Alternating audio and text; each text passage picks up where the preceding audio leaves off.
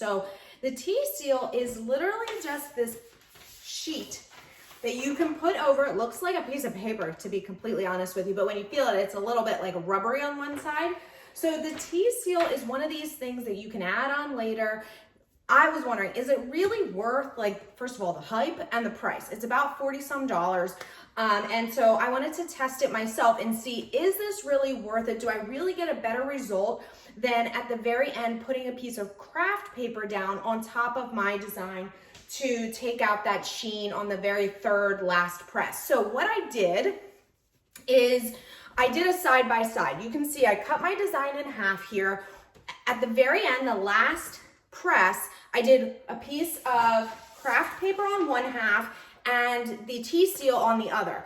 And obviously you can't see from this far away, but when you look closely, you can for sure tell that the side that had the T-seal has a better grip, if you will, into the fabric. It is definitely pressed further into the fabric so that you can see the grain of the fabric. So now that I am convinced that this thing is worth it and that it works the way that it claims to, I'm going to show you how to use it.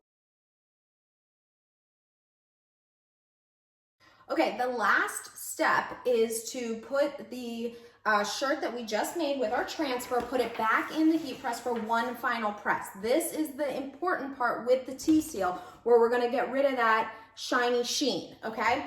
All right, so we're gonna place our design, our shirt back on here. Again, you wanna make sure nice and flat, okay? 290 degrees, set for 20 seconds. Now the T-seal has two sides. It's very difficult to see, but you can easily feel. One side is kind of slick, it's the back. The other feels like a thin piece of rubber. That's the part, the rubber side is what you want down facing your design. Okay, so we're gonna place that directly over our design and we are going to press for 20 seconds. When the 20 seconds is up, let me just set this, we are gonna leave it on there for 5 more seconds before we peel off, okay? So you wanna 20 seconds, lift the heat press lid, the top platen, wait 5 seconds, and then slowly peel the T-seal sheet off of here. Now the T-seal sheet can be used over and over again, so don't like get rid of it, please. At the price it is, it should be able to be used over and over again.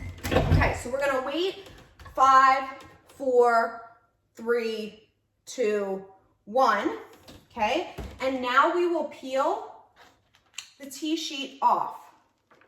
Okay, so this finishing sheet now, we're done with that, that'll cool. And now what you'll see is that there's no shine on the design.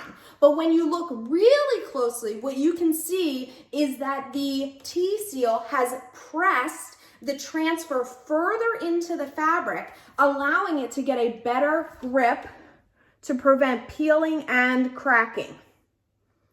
And remember, when I did this side by side on the other side of the shirt, where I split the design in half, with one side having the T-seal and one side just having the craft paper, you can very clearly see that there is a difference between the two finishing sheets, either the T-seal or the craft paper. So if you're interested in grabbing one of these T-seals, I think it will take your Uninet laser printer transfers to the next level. You can use it with other transfers as well, I'm sure, if you have a different type of printer. But if you have the Uninet IColor 560 or 600 or any of the other iColors, it's a really great addition to your craft room, small business, t-shirt business, whatever it is, however you are using your Uninet.